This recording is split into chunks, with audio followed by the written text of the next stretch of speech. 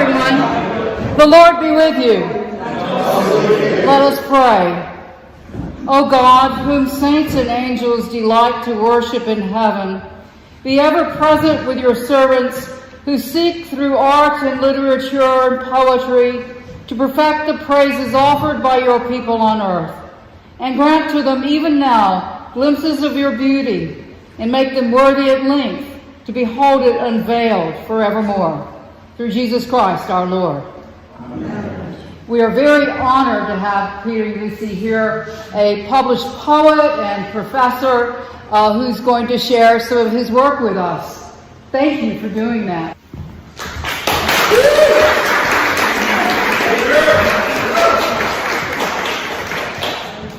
Thank you so much for that welcome, and the welcome really of just being here, and the gratitude I feel for everyone who had anything to do with this, starting of course with Martine and all the work she does for everything. Everybody knows this, and the vestry and all the people who bring this food. I mean, we could open up a delicatessen, I think, sometimes, it's like, so really thank you to everyone and just for being here.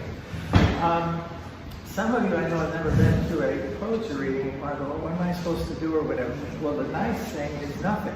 All you have to do is, like you're at a concert, you sit back and you feel what you feel and just enjoy.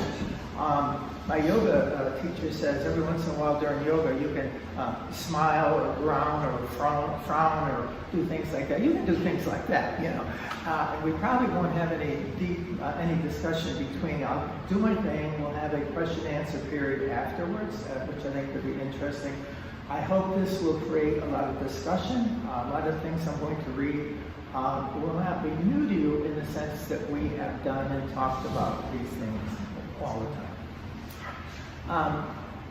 By request, I'm going to read a few haikus, which I've been doing a lot of in the middle. And at the end, I always do my readings. I like to bring something I just done. So I'll bring my last poem from about a month ago and one other poem. But mainly, I'm going to read from two of my books. One called Apple Tree in November, and that one is actually in the church library somewhere. And this other one, the really strange title, Memory is an Elusive State. And that deals with time and a lot of stuff like that.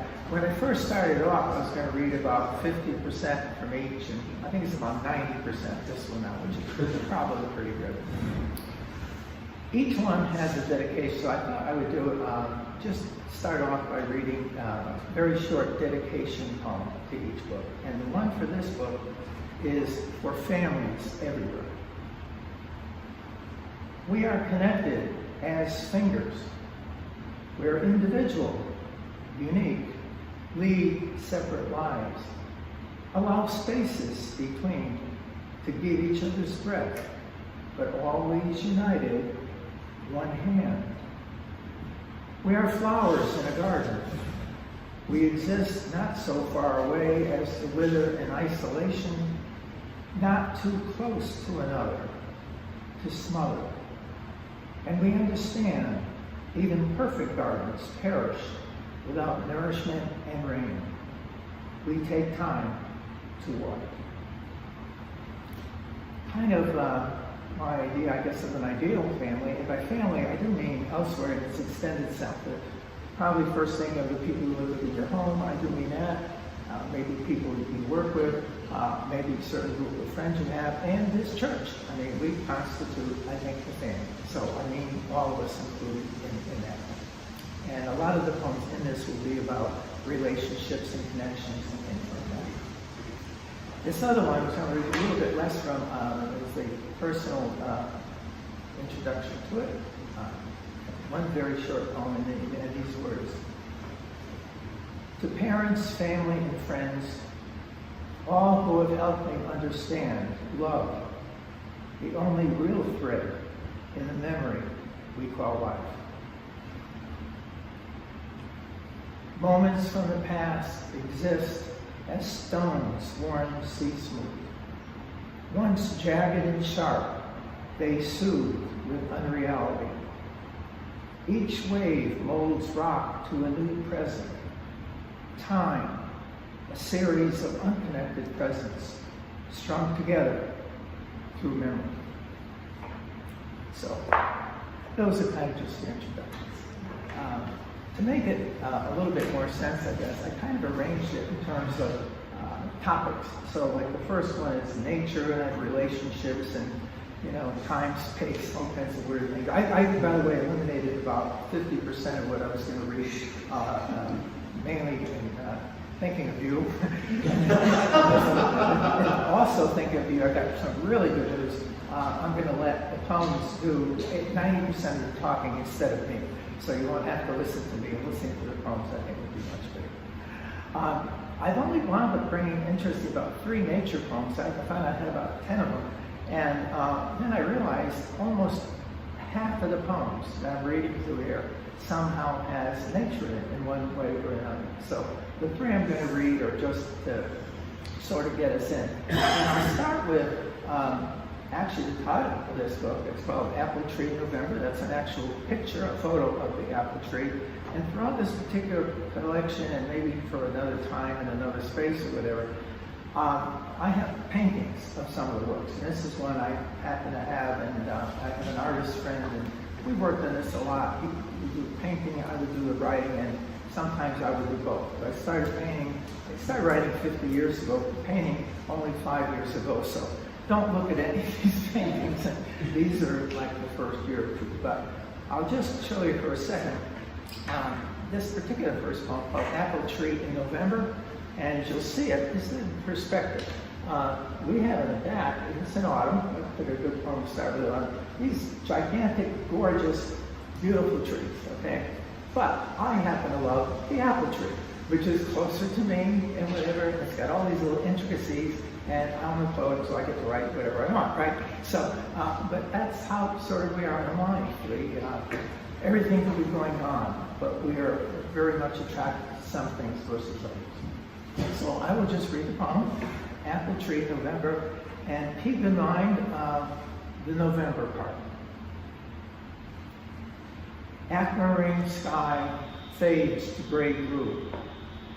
No birds sing as tall, stately trees, canopied by thick green leaves in summer, stand starkly at attention as if in a military line. Orange and yellow fell to their sides, mixing with dirt. In the foreground, a much smaller apple tree, dwarf sky and taller trees, limbs spreading in all directions like broken bones. Blotches and knots lie its withered bark as patches of new-fallen snow, warn of winter's coming and possibly a spring which will never arrive. Yet even after years of storms and droughts and floods bend branches which will never straighten, others still reach for the sky, and one notices the intricacy. Hundreds of tiny limbs entwining like the most sophisticated spiderweb, touching each other from infinite angles, and a trunk deeply rooted in earth, solid, secure, despite weakened appearance. The tree is an old man, fragile, facing an uncertain future, but with dignity and respect, as if to say, come on, winter, bring it on, I'm still here. Well, you missed this, and I love this apple tree, and it sometimes we have to look closer to see things. No? No. Tell part of it again. Yep. Can anybody hear me? Works for me, Peter.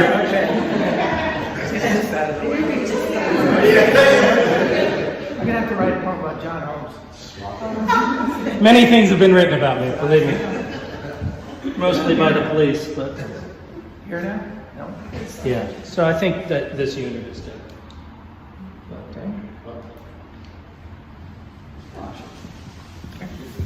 I'll hold the book, you'll pay for that. I need forms. I like your voice just the way it is. Okay, okay, all right. So It is, is that a lot better though, actually?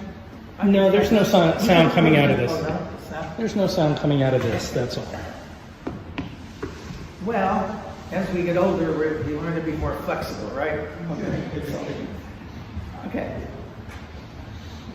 2 poems on nature, very, very quickly. Photographing the sun, which indicates that nature is with us not only in our good times, there'll be a lot of good time nature poems, but also in times when things aren't working out so well.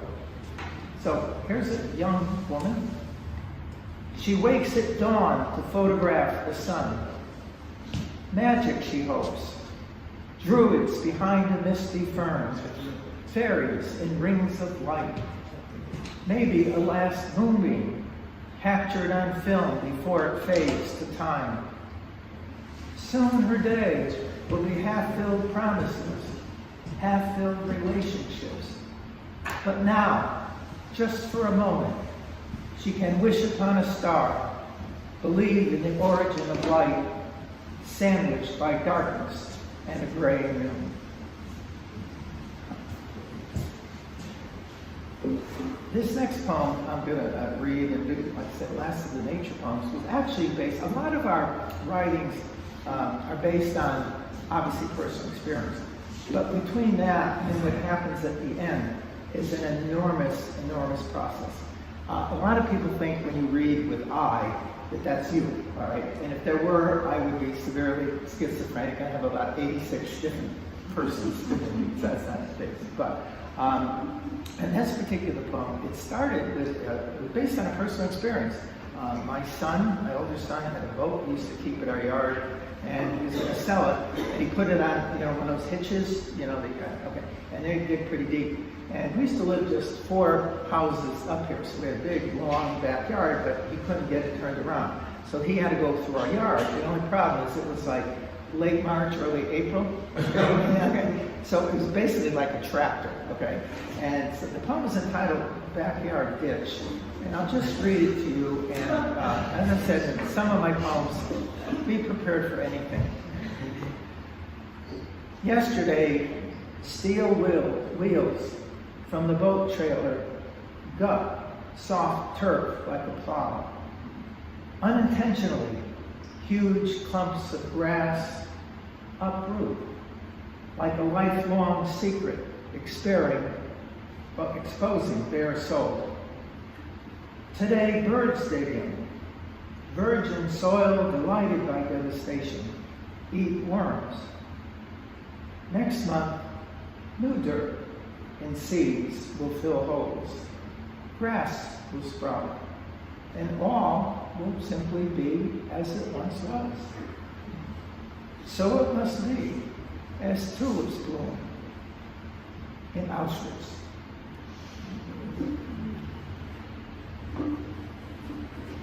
One thing that poetry does very often is surprises.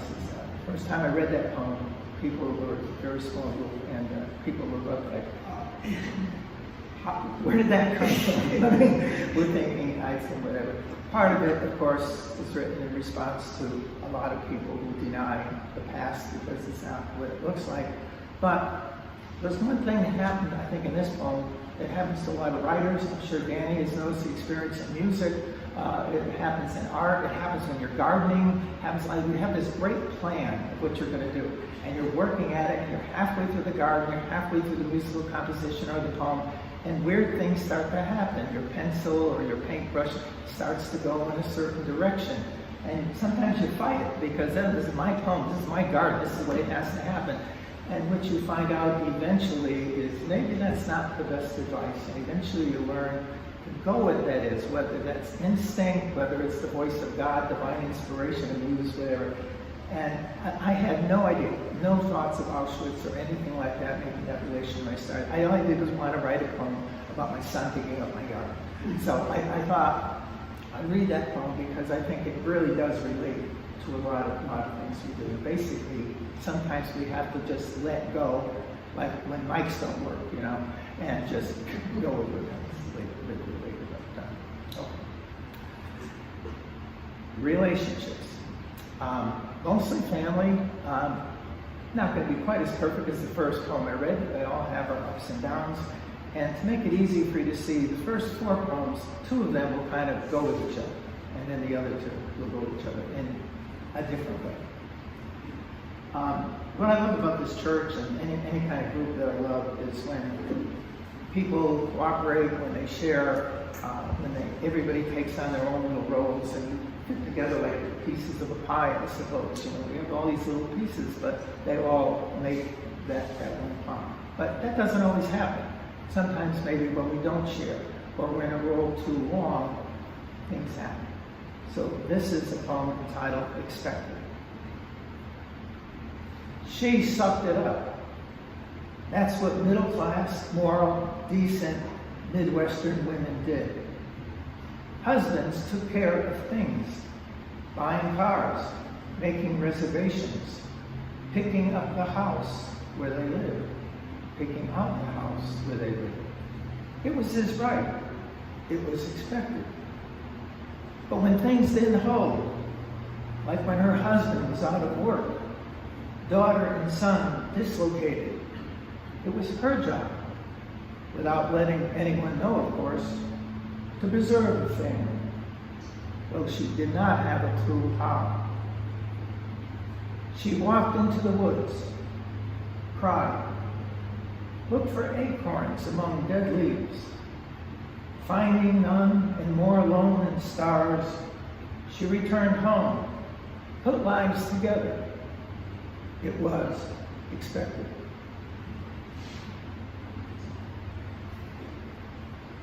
The next poem sort of starts off where that one leaves off. There's a person out at night having some kind of existential crisis and some kind of depression, and is cut off from his family. But as we'll see, it moves in the opposite direction. It's called Back to the Farmhouse. I turn from stacked wood this coldest evening of the year. Ice moon curls like a searchlight, but I feel only night, the vastness of 40 acres of silence. In the distance, a window beacons the farmhouse. I see Grandma cutting turkey, Aunt Ellen passing the turnip, cousins and siblings with mouths moving and gossip, children playing. Out here, their light seems a futile attempt to deny darkness and cold. They buy time until they too must come outside. Freezing, I enter the house, sit with them, thaw, force a smile. Soon, a 2-year-old flips squash into Grandpa's lap. I find myself laughing, gaze out the window, seeing not darkness, but reflection. Maybe this is enough. I whip off my sweater, play with children, feel the warmth of coming home. So in those two, we kind of make a full cycle in terms of that. Coming home, by the way, it'll be in one or two poems later, is probably one of the biggest phrases in all of literature, and certainly all of poetry. This is all anybody ever wants. And home doesn't have to be a physical place where you live. It can be a place where you work. It can be a church. It can be where you feel yourself and where you feel connected to others, yourself, the universe. Very important phrase. These next two in any family, I mean, just we're all human beings. So we all have wonderful times together, parties. There are times when things aren't going so well, and obviously there are times when people die in families. These next two poems deal with that, and yet, as you'll see, in an entirely different way. In the first one, the person has already died, and they're having a tag sale. And in the second one, they'll be at the very moment of that very tough time. So, this is Grandma's tag sale. In the thin garage next to the cornfield, in a skinny town next to the highway, a life is bartered to people who can't resist the bargain. I'll give you $2.75 for that lamp, not $3. Items are spread on a sheet like a shroud. Tupperware, buttons, candles, canning jars, costumes, Christmas ornaments, jewelry, pots and pans. Outside, the larger stuff, a microwave, exercise bike, a desk, chairs, a bed. No, 2 beds. One for her husband, and now one for her. Once things were alive. They bled with meaning. I want to tell these strangers, handled carefully, a breathing person loved these. What did you know about her children, grandchildren, failed lungs? I slip the necklace into my jeans, but stay silent as folks do. Ponder if others will someday bargain our treasures like trinkets.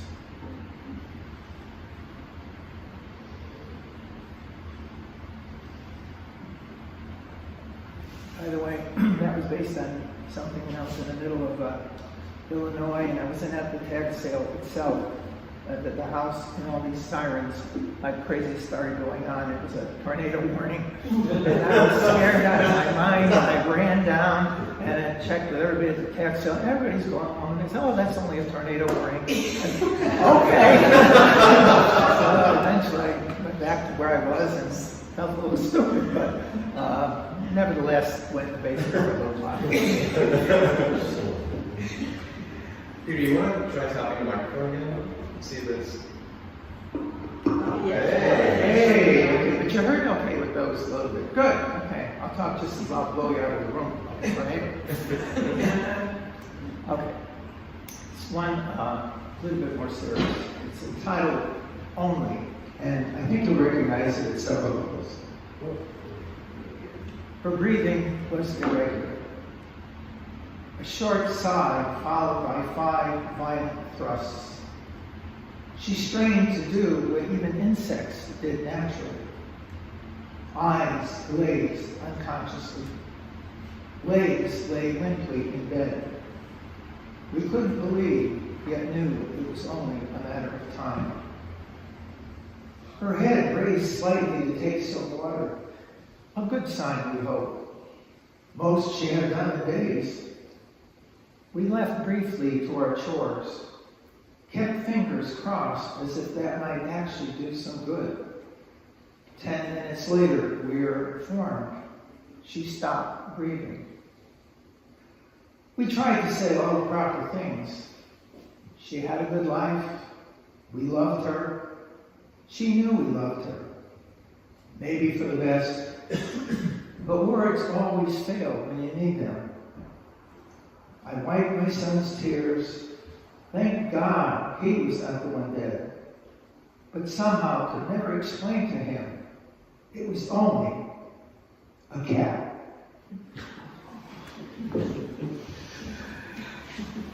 Guys, remember last week? I definitely wanted to, obviously, the trick was to pull you in with a, obviously we've all gone through this, a serious step, but we can love a lot of other things. And you all demonstrated last week and have in the past, we can love our pets. And sometimes when something happens to a pet, other people who don't own them will look at, how do you feel that way? How can you do it? But they just don't get it. And that happens regarding almost everything that we do love. So again, that's a poem that had a little bit of a surprise. Not quite as the Auschwitz kind of thing, but was there anyone that thought it was a cat or an animal? And let me tell you, I was the father who had to explain it, and it was not easy explaining that death, as you might understand. In this particular book, I have a lot of topics, and one of them is childhood and adulthood. And this one I didn't have a painting; I had just photographs. So there are my 3 kids when they were from, I guess 14 and 10 and about 2 or whatever. And then this is as adults. And what I did in the work is on the left side of the page, I took one of the kids, and there was a poem about him as a child, and on the right side, a poem of him as an adult. And I did that for all 3 kids.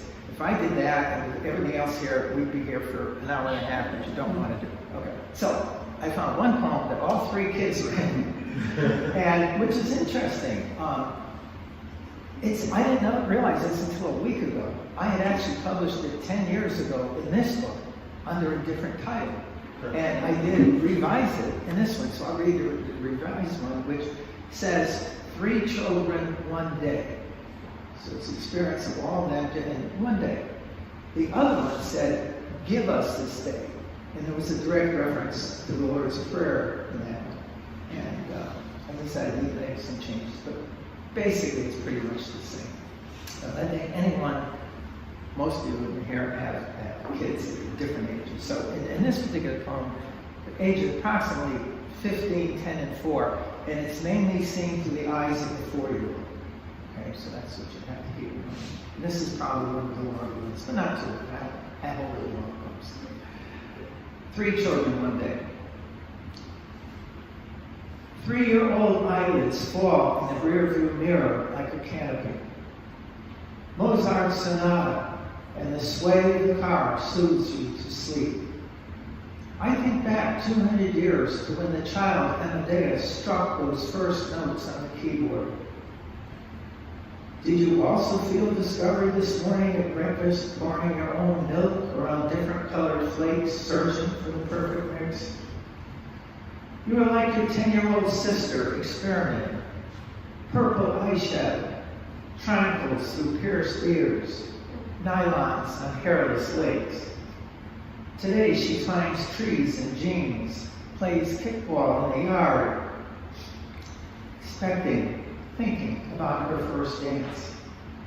Or your older brother exploring his first summer job as you awake from your nap and you watch him putting plants in a greenhouse pot, talking shyly to 2 girls. I see his face brighten as you run toward him with open arms. He forgets girls, mud to his ankles, throws you in the air. We drop him off as you ask dozens of questions. Is that tall grass? Are there snakes in tall grass? Where does the sun go? How do steam shovels work? Later you bargain for candy at the bank, feed ducks in the pond behind City Hall. We arrive home. Your sister is in her decorated room listening to Madonna. Your brother lies on the couch watching the Yankees on TV. You ask me to push you on a swing, play with a scooper in the turtle sandbox. Later that evening, as siblings play Monopoly on the floor, I carry your exhausted self to bed. You'll never know midnight when I tiptoe into your room to peek at you curled amid dinosaurs and bears. Did the child prodigy, for all his rapturous chords, ever have a day like this? And will you or your brother or sister remember it decades from now, when you are my age and I sleep with Mozart? In a sense, it's almost kind of like what we do in meditation. Focusing on the present, focusing on our awareness of what's around us, trying to stay focused. And I guess that play by Thornton Wilder, Our Tom, a lot of you probably saw that play, where the girl goes back and she expects it to be, her birthday, or when she graduated high school, or got some significant moment, and it turns out to be an ordinary day. And that was kind of like this. And it's sort of what I had in mind in that poem. And I should run this by my kids sometime to see if they remember. I'm sure they don't remember that day. But that day's recorded somewhere. I got it somewhere in history. Okay, I'll give you a little break here. I'm going to read a few haiku, which only, as you know, 3 lines each. And I've been writing, before COVID, I had never written a haiku in my life. And never understood that, because it looked like the kind of thing I could like. Two big things in haiku: nature and human beings, and very often the effect that we have on each other. Nature has on us, so we nature. And It's in 5/7/5 syllables, so it's a pretty straightforward. So, this first one was actually inspired by 3 things had to happen for this to occur. One, Mother Kathleen was giving the sermon this particular morning. 2, we went to the beach that particular afternoon. And 3, it happened to be the weekend before 4th of July. And the thing with haikus, if you don't get it, that's okay, because a lot is condensed. Some of you are either going to get it right away, or you're not going to get it. Sometimes they have layers of it. So I apologize for that, because I don't know what to do. To over-explain a haiku is ridiculous. So I'm basically just going to read it, maybe in some cases, a sentence. Okay. So remember what I just said word for word. Cirrus in blue sky watches green-gray waves gleam sun, free from fireworks. It has all kinds of, I think, philosophical, spiritual, and even political meaning, if you think. The fireworks were going to be that night on the beach. That's all I'm saying. All right. What I'm going to read, I'm not going to say anything about it. I'll skip because you'll never get it, but I like it, so I'll read it. Even the sperm whale can never imagine dirt in a blade of grass. Let's just say that is one reason why I could never be an atheist in my life. Somebody wants to explain it. Storms, wars, viruses, human lives cut short, black-eyed Susans bloom.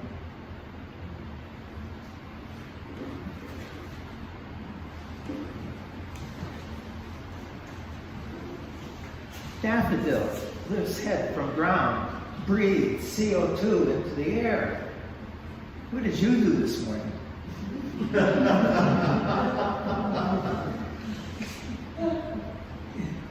Don't dump on plants. As one person said, I have a lot of poems on trees, actually. If you understand a tree, you understand the universe. So we'll let that go. This is one for any of you who've had a child who has been suffering or in pain. You will definitely get this. Pelting sideways rain slams windows, drips through the roof. Son in hospital with tubes. I'll read it again. Pelting sideways with rain slams windows, drips through roof. Son in hospital with tubes. Nature humans. And this next one, anytime you've gone out for a walk in nature and you see a beautiful, perfect looking little pond together, and then you see some rocks, you know what's happening from that nice stream. There's going to be, it's the flow of water going down over rocks and over time what it does to the rocks. That's what this one's about. Still pond, source of stream, races over rocks, smooths as baptism. Still pond, source of stream, races over rocks, smooths as baptism.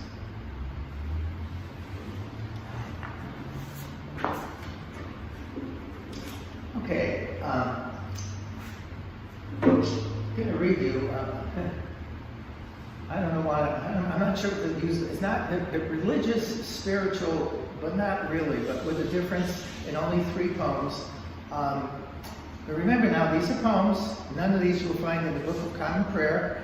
And I don't think in this Episcopals expel people for saying things that are not in the Book of Common Prayer. These are all experimental. And I think you're right. In fact, the first one's got nothing to do with this. If I'll use, anybody in class remember what class? I was teaching for 40 years. At this luncheon poetry reading, remember the term Vatican II. Okay, a lot of you do. Vatican II is in the Catholic Church, where Pope Paul, 1962 to 1965, decided they were going to revise the church and make it up to date and more modern. Okay, and it did. It did tremendous things. And you don't realize some of the things I grew up Catholic before that. And sort of try to demonstrate without knocking anything over. So when you were going to the Mass, for instance, okay, hard to believe. So you're there, okay, in the pews. The Baptist here, talking to the altar. Not only is he not looking at you, it's one of those, how did it go? Latin, speaking of Latin. So until I was about 12 years old, I never knew one word about what was being said at worship. It was all in Latin. It was all pretty good. It was all symbolic and whatever. That was before Vatican II.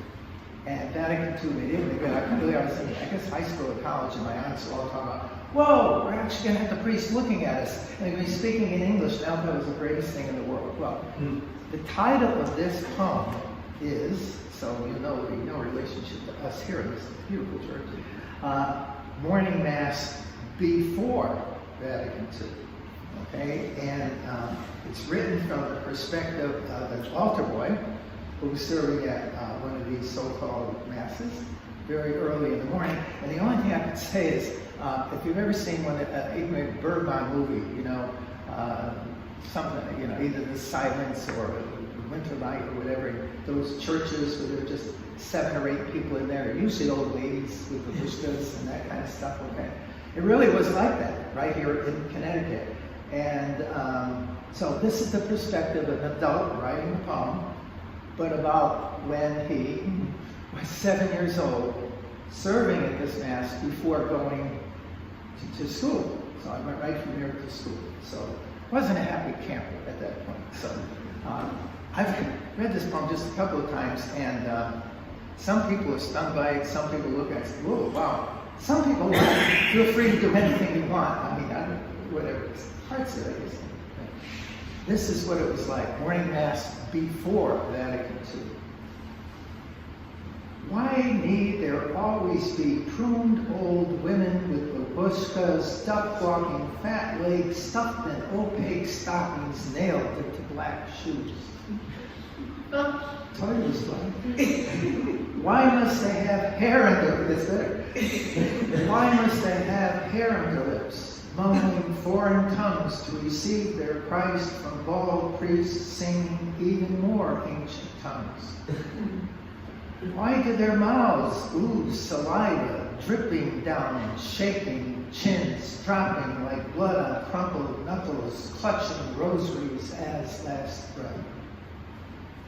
And why must fair-skinned altar boys, already green by overheated church at 6:45, submit to cheap birdie to be kept too close to fish and refuse? I think Vatican II was one of the most incredible things that happened in the church. They were losing a lot of people at that particular time, and 3 years later, you would never believe the singing of everybody.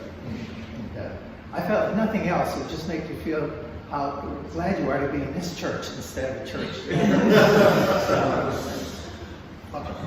This next poem is, I'm not going to say anything about it. I'm going to read it. It has a painting to go with it, which I will talk about later. It's entitled Girl in the Garden. And just stay with it. Somewhere along the line in the poem, you'll get what the reference is. All of you will get it by the end. Some may get it right from the title. Some may get it about halfway through. I'm trying to do something different with a certain, never mind. I'll talk too much either way. I don't know. Girl in the Garden. You sit with feet dangling in an aquamarine brook, surrounded by a forest of asphodel, ivy, fig, cypress, and olive. Tiny red, white, and yellow flowers gently decorate your private world. Eyes stare forward, and your naked body is partially hidden by a giant philodendron, melting harmoniously in the luscious landscape. You don't see danger. Green sky lingers, and out of your gaze, apples have fallen from trees, some brown, almost rotten. A slight snake, its tail touching your bare thigh, slowly departs. He has done his job. Though you are still unaware, and do not shriek in horror at his presence. How could you know? In this primordial moment, all is about to change. Eternity will transform into life and death, joy and suffering, and you will be what is called fully human. So here you sit, girl or woman, delectable, sensuous, tempting, yet spiritual, innocent, still unaware of the tree of the knowledge of good and evil, which hangs over your head.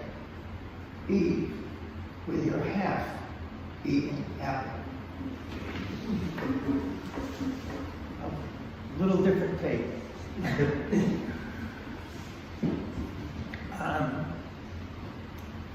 This is really a poem about innocence. It's a poem about loss of innocence. I was trying to imagine Eve, not in the biblical sense, but as a person who had never been tempted, had been used to everything being perfect. And of course, and in the painting, what you can't see from here was really this big kind of thing. I have her neatly covered by the philodendron in certain spots, but she was at that point supposedly unaware of good and evil. So everything was fine. As the painting moves from right to left, the imagery gets more dark. So over here it's very lush. Over here, you see the snake slithering away like a snake should, I guess. And she's sitting sort of with gazed eyes. And what I'm trying to do, it's under transition in here to capture that very second when she lost her innocence. And there's even a falling apple over a tree here. And the apples go from red to slightly brown, and the same thing with the string. And I just felt I had to be there for something. I guess it's but anyway, lots to talk about with that. But Girl in the Garden. Did anybody figure it out before the end? Was there anything that you did here? This last one of this, so I'm just going to blurt this next one out because there's no way I can explain this. This just happens. At least I believe it happened, and I think most of you, in one way or another, maybe not the exact same words, might think that this happened. This is in both books. I'll read it here. For all seasons, Christ, blasting from what is, as sunspots from the sun, whirling through the darkness of space and mind, passing veils of forgetfulness, born to a virgin. Throughout his life, visions of immortality, powers intuitively felt, not understood, insight accepted in agony when the veil melted only seconds before his death. He saw then he would not stretch a kingdom on earth from 33 to 90, but would die to time, rising, returning to isness, never left, expanding, exploding into the illimitable eons of light.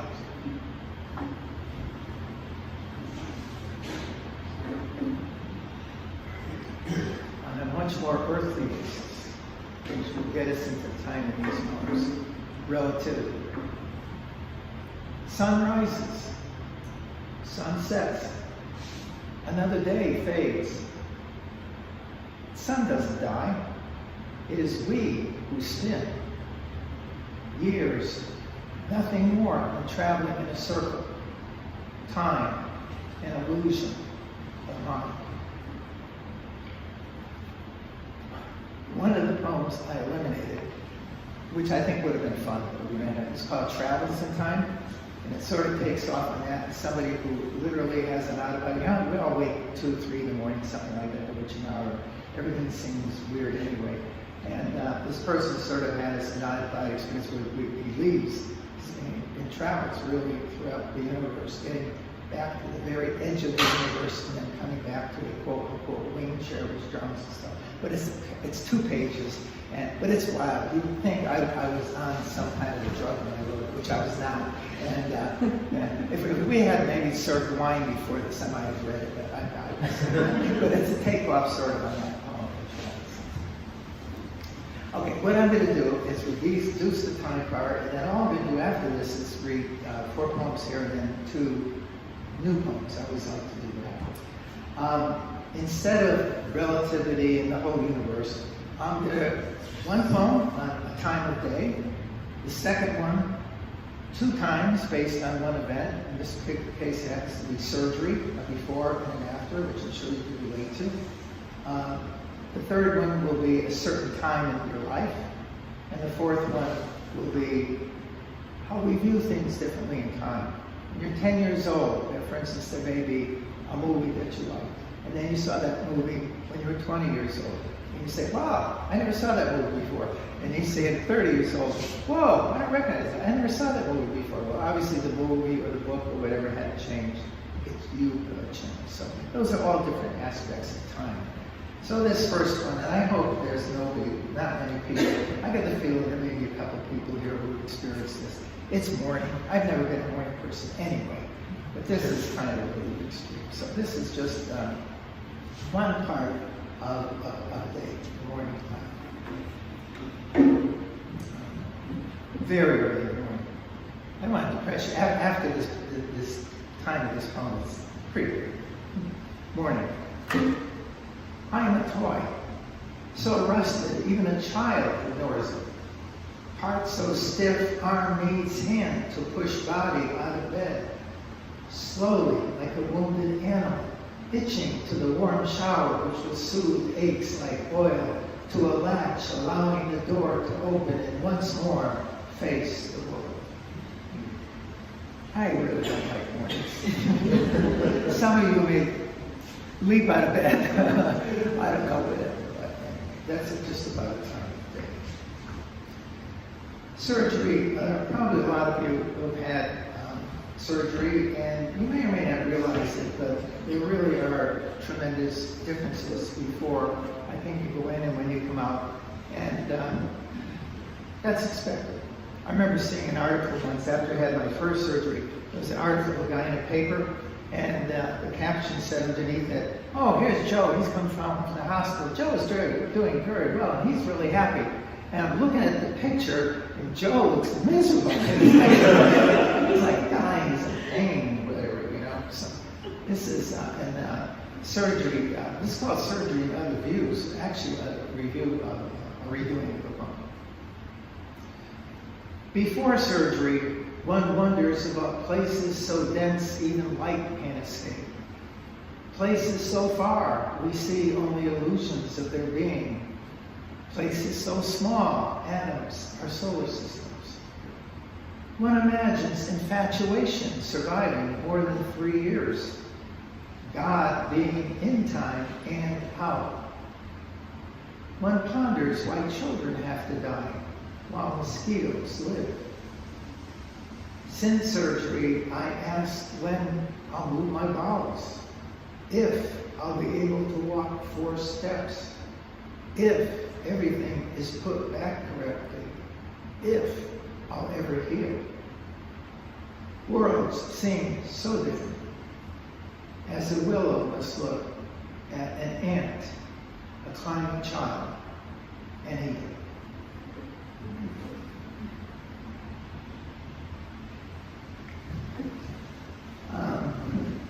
We should never judge. We all know that as Christians, right? I mean, we should really never judge anyone. But when we're younger and we're in good health, we tend to make fun of people who are not like us. I mean, I'm sure I do as well. We all do. But I think even in writing this poem, where I was kind of being somewhat judgmental, the ending shows I wasn't totally nonsensical about the whole thing. It's called Septuagenarian Drivers. So when I was in my 30s, I wrote this poem about all these drivers who are in their 70s. And you know how they drive, right? None of us would ever drive. They drive their Oldsmobiles and Plymouth Reliance, 18 miles an hour, with head barely visible over steering wheels. They look both ways down one-way streets. Yield if they see lights a half mile away. To them, caution is God. They obey all signs, brake for everything. They stop when existing and exiting highways. Have their reflexes slow? Or is it time which has taught them the sorrow to be found in one wrong turn?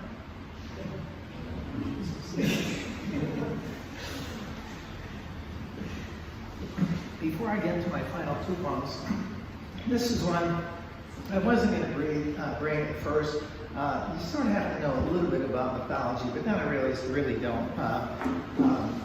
A couple words, I'll just tell you about it later. It's about the Odyssey. You all heard of the Odyssey, right? Supposedly the first work, about 8 BC, written by this guy named Homer. Only there's probably 50, 60 people who wrote it. And it got passed down by the oral tradition. Very, very famous work. If you've never seen that, maybe you saw the movie with Kirk Douglas called Ulysses, which is the Latin translation of the Greek. And basically what the Odyssey is, this man, he's a hero, and he's young in life, and he goes out and fights the Trojan War and everything. And it's all about adventure. So we're done into a film, everything is adventure, killing all these monsters and stuff like that, and living a good life. But then he goes overboard. He insults one of the goddesses, who puts a curse on him. In the last 10 years, is basically just all he does is attempt to get back home again, which should be easy, but it takes him 10 years because of the curse that was put on him. So this poem I entitled Odyssey 20 years later, not in the sense that of him coming home, but from the first time I read the Odyssey, I was 20 years old, I guess in college, and I read it again 20 years later when I was 40, and it was like a totally different book. It meant a totally different thing to me. So, at the beginning when I mentioned like Polyphemus, there was the one-eyed monster, remember that? And anyway, just remember there was monsters. Actually, when you think about it, a lot of times, when we read a lot of the esoteric works from the Old Testament, you got to admit, you don't understand every single reference, right? Everything. You get what you get. So, I think that idea will come to me. And again, this is the I, so it's not me, it's not Odysseus, it's some other person. I battled Trojans with Odysseus, bludgeoning the eye of Polyphemus. I meandered past Scylla and Charybdis, descended into Hades, outwitted Calypso. I ate of the lotus and forgot. 20 years I groaned. Wandering Jew, prodigal son, opener of doors and empty streets, I embraced strangers like a lover's quest, searched for the beautiful which alone could make a life complete. I released hands in bedrooms, turned to St. Augustine. It is only now I feel the pull of salmon swimming up current, turtles drawn to Galapagos, fowls finding a path through a 1,000-mile sky. Only now I understand Odyssey, not as cyclops, sirens, or unfavorable winds, simply as coming home. Think about it. Even baseball's about coming home, right? You come out of this dugout, you walk to this scary place, you have this guy in his mound throwing a rock at you at 90 miles an hour, you know? And if you're lucky enough to get on base, and you're on the road, you're out there on first base, and you got 50,000 people yelling at you, and it's sort of a metaphor for life. You want to get the second, third, what do you want to do? You want to cross home plate and get into the security of your dugout. We all want home. We all want that peace, that security, that safety, which, as you know, it's always been difficult to find that. We'll never find it in the outside world. We ultimately have to find it within ourselves, even in the particular world we live in, which is probably why coming home and finding that place and that relationship with ourselves and others and our families and groups and God is really the only thing that can ultimately bring peace. A lot of my poems ultimately are about that thing. I didn't bring a lot of those today, but this next poem I'm going to read, which is the last poem I read, I'm going to read one after that, which I couldn't believe. I was reading it this last week, and virtually everything I've talked about today somehow is in this one poem. I couldn't believe how that happened. But this next to the last poem is entitled Rainwater Dream. Now, when I do read it, focus on it, just relax, and remember it's a dream. Okay, so every literal thing doesn't necessarily make sense. Like rivers don't flow backwards and this kind of thing.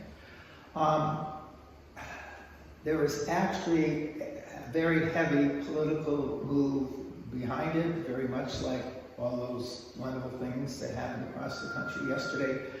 And yet, I've chosen, after struggling for 5-6 months, an individual decision we all have to make, how we're going to survive in this world. And one way is with bombs and rockets, and there are other ways to do it.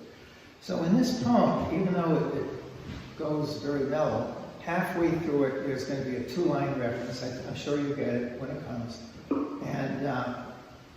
And I think it fits without going overboard on things. So rainwater dream. By the way, the rainwater, if you ever had this for a while, could symbolize 1, 2, 3, 4 things, but we're not into the symbolism, just the rainwater dream. I introduce it with a couple of lines from Wordsworth. Again, about the world. Whither is fled the visionary gleam? Where is it now, the glory and the dream? Falling translucent and free in mountains and cities and backyards and barnyards and valleys and ghettos, captured in cisterns in Mozambique, founts in churches, fountains in mosques, vases in the Vatican, wells in Jerusalem, even stuck in black Bronx gutters, gaudy pools in white Mar-a-Lago. Imagining all the great rivers of the world, the Nile, Mississippi, Gambia, Thames, Elbe, Orinoco, Yangtze, Amazon, consumed with rainwater, interflowing back to a saltless sea, and we all starting over, united in one everlasting, pure body of water. It's a dream, it's a hope, and maybe in various ways, including what we were talking about, some of the things that happened yesterday, through many of the things I think we've discussed in church. Sometimes change can be brought about in many different ways, and it's for us to find it. So I find it through my writing and I guess prayer and meditation and thinking about such things. And, the key idea, as in Rainwater says, just to never give up hope. A lot of these things have happened before. Maybe not as bad. This last poem I'm going to read is about a friend of mine. His name is Jim. It's an elegy. It's called Birds from Jim. Virtually a lot of the things I've said about nature, relationships, time, suffering, love are somehow included in this poem. It's obviously, I gave up publishing books in code. I just changed everything in it. So I have a lot of poems. I decided no more contests, no more those big publications, just the writing is what it's all about, and the sharing. And that's what I decided to do. So anyway, this guy Jim, I think you'll be able to identify with him. The experience with the bird that begins the poem actually really happened to me. And I had 3 or 4 really, really good friends for 40 years or so that I taught with for many years. And He was one of them, and unfortunately there's only one of these left right now, but I'm very grateful for him. He's an artist, and when he started writing memoirs about 3-4 years ago, he contacted me, and when I started painting, I contacted him. It was really nice.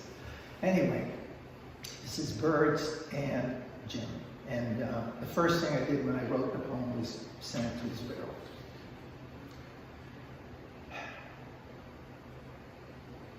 The week after you died, a bird crashed into the sliding door on the deck. I don't know what kind of bird it was, the kind you see every day, dove, sparrow, blue jay, or maybe some kind of warbler that you would have identified as yellow-rumped, magnolia, even chest-sided. You'd know what it ate, where it flew, even its type of tour. It wasn't the crippling polio you suffered as a child that made you love birds, though perhaps it played a role. Because earlier you were well enough to walk slowly in the woods, discover caves, even quiet streams accompanied by a cane. When your legs finally weakened, making even 3 stairs seem like a hill, you started kayaking with binoculars. Massive arms paddling you into inlets where you witnessed hawks, heron, egrets, while gliding to see osprey nesting.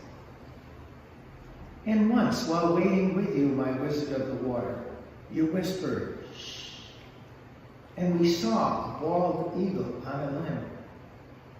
I used to wonder if you ever wished you could fly. When you became too tired and weak for kayaking, your wife took you to some of your favorite lakes, marshes, and ponds, where from the car you could still view your favorite creatures, even taking a step or two by the river near your one-story home. When dozens of hospitals and rehab could only minimize clusters of heart fatigue and liquid in your lungs, confining you to your living room window, you still didn't complain, but reveled in the ordinary. Cardinals, chickadees, finch, taking award-winning photographs of all. I thought my crashed bird had died. I was afraid to open the sliding door, to approach it, allowing it to glide from life. Then, after about 10 minutes, I saw its chest move, slightly in and out, then a twitter of the legs, standing, looking around as if it were an unfamiliar universe, cautiously taking a step, then another, a third, walking to the edge of the deck, beginning to chirp, looking up at the tall trees, the sky, then, without warning, spreading its wings and flying toward cumulus clouds, becoming smaller and smaller till it disappeared. Jim, I think you would have liked that bird. Thank you.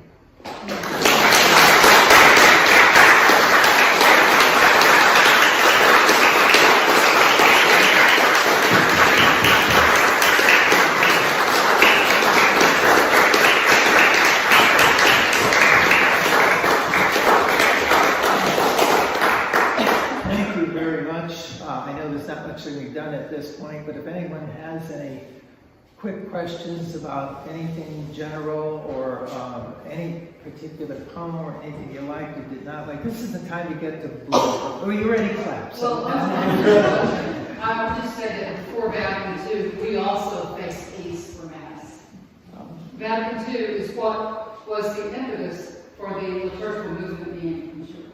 I never knew that. Yeah. Thank you very much, Peter. Thank you. Anybody, any questions? I don't know. Yes.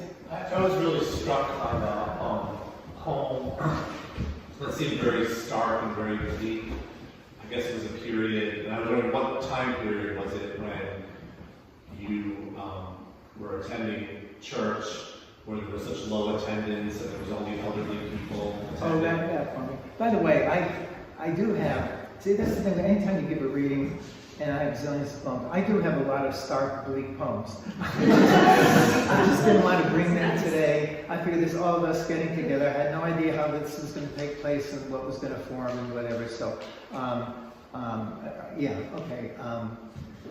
Well, that was before Vatican II, and as you're saying, this is, yeah, and this is the old days of the church, and you look anywhere, actually, almost any religion, as you're saying, you look at an Ingmar Bergman film in Sweden in the 1950s and everywhere, this is just the way it was, and you see some of his films, and people are flagellating themselves, well, we didn't do that in church, but it was kind of a bleak place to be. I don't know, how would you describe it? It's like,